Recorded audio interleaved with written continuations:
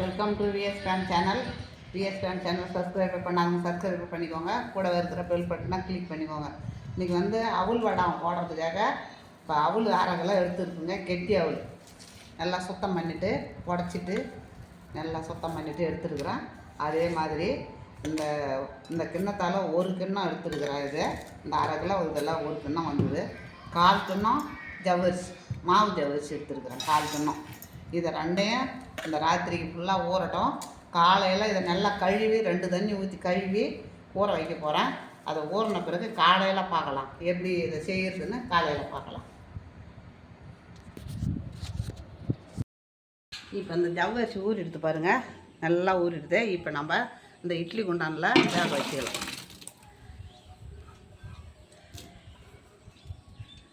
அது நல்லா வேகட்டும்.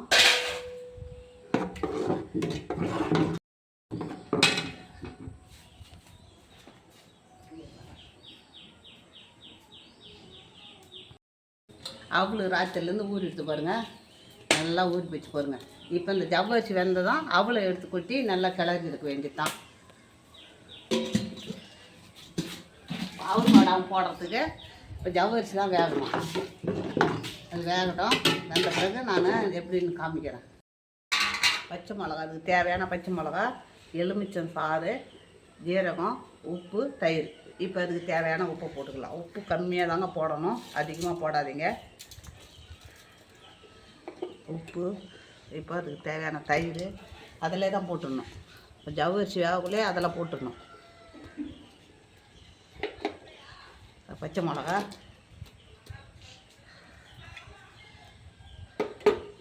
இப்போ ஜீரகம், இப்போது லெமன்,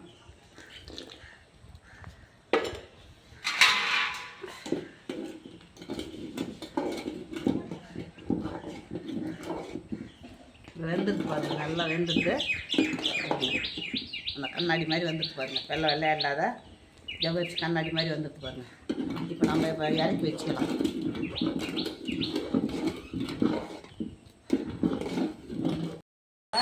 அவுளை போட்டுக்கலாம்.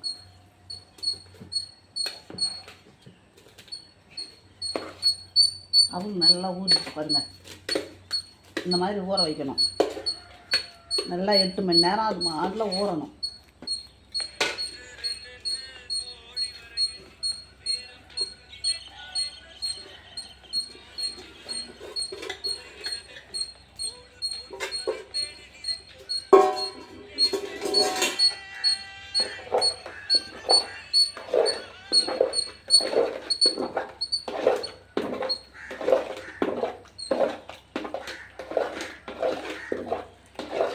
இந்த மாதிரி தான் இருக்கும். நம்ம கில்லு வத்த போடும்போது கட்டியாகிடும்.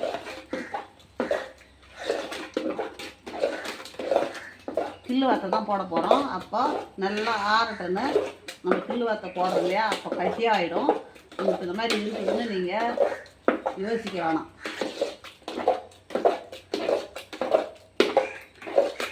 இப்போ கொஞ்சமாக எடுத்து போடுங்க. இந்த உப்பே போதும்.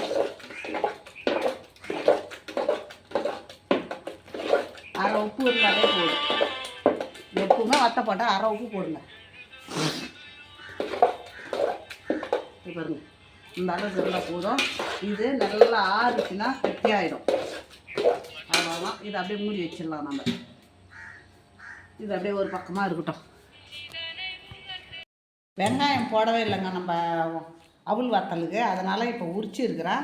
இதை உரித்து இப்போ பல்ஸ் மூடில் போட்டு இதை வந்து குக்கரில் போட்டு சும்மா ஒரு விசில் வந்த உடனே அப்புறம் எடுத்து நம்ம அதில் கொட்டி கிளறிக்கலாம். போட்டு ஒரு விசில் அப்படியே உப்பு இதுக்கு தேவையான உப்பு போட்டுங்க. நான் ஒரு விசில் வந்த உடனே எடுத்து அதில் நம்ம கொட்டிக்கலாம்.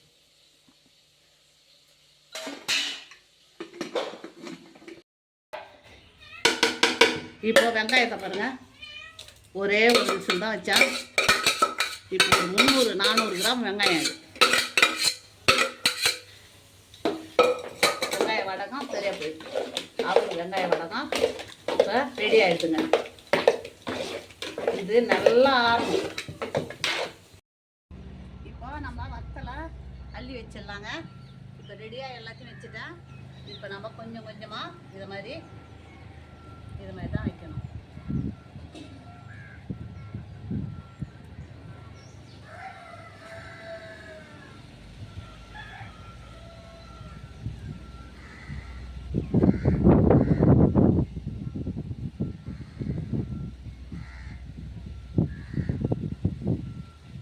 இன்னும் வெயில் நல்லா காய்ச்சதுன்னா இன்னைக்கே காய்ச்சிடும்.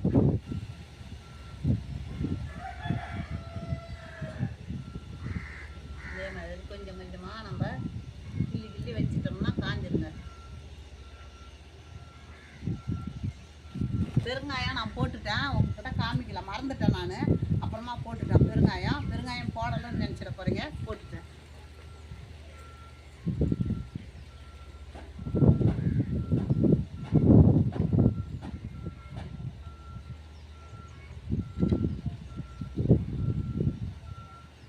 வேறு ஏதாவது குறை இருந்தால் எனக்கு கமெண்டில் சொல்லுங்கள், நான் அதை சரி பண்ணிக்கிறேன்.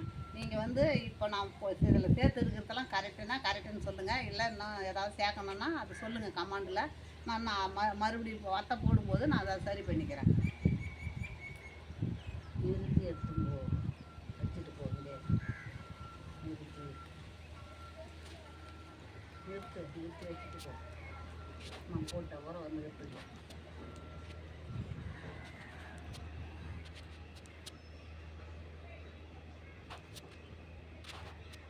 நிறுத்துன்றான். நிறுத்தி எடுத்தும் போ.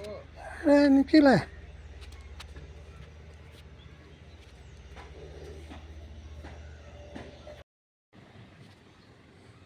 வெள்ளை பூசணிக்காய் வத்தை போட்டாச்சு.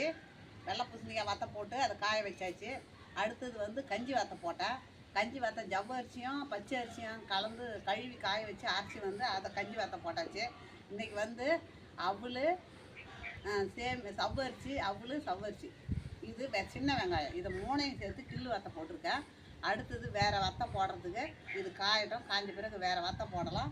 இப்போ இன்றைக்கி கிள்ளு வத்தை போட்டுட்டேன். இது பாருங்கள், இது பிடிச்சிருந்ததுன்னா எனக்கு லைக் பண்ணுங்கள், கமெண்ட் பண்ணுங்கள், சப்ஸ்கிரைப் பண்ணுங்கள்.